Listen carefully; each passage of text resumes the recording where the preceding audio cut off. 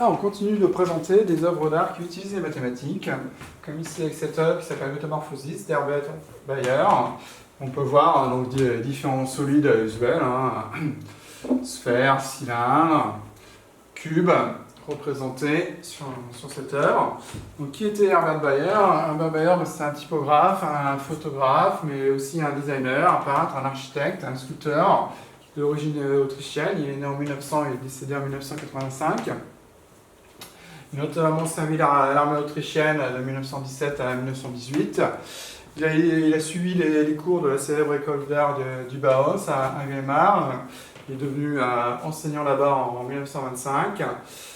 Donc il a beaucoup travaillé sur le graphisme, sur la publicité, sur la typographie. Il a même inventé son propre alphabet, sans majuscule, l'universal.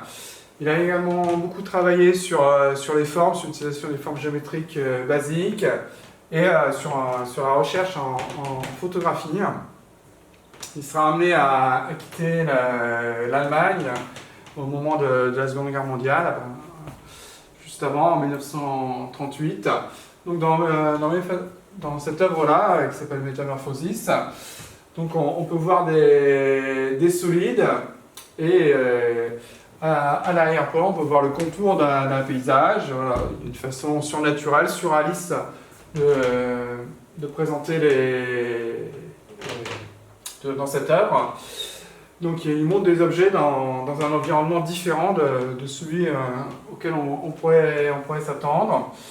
Donc il mélange les 3 dimensions et les 2 dimensions. Il joue sur les lumières. Donc on utilise différents procédés optiques pour cela, des effets spéciaux.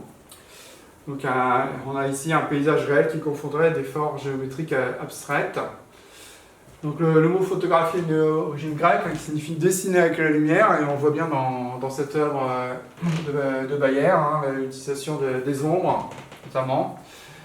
Donc il fait partie des artistes qui ont travaillé à partir de photomontage, comme on vient de le voir. Il a aussi travaillé sur les trompes de l'œil, et plus tard, il est aussi un des premiers à avoir travaillé sur ce qu'on appelle le land art, à partir d'une œuvre entièrement constituée de gazon. Il va aussi plus tard créer des œuvres qui donnent une illusion de mouvement. Voilà. Là ici, la première œuvre qui deviendra ce qu'on appelle le land art, à partir de gazon. Là, on a un autre photomontage, Ludwig Metropolitan, en 1932.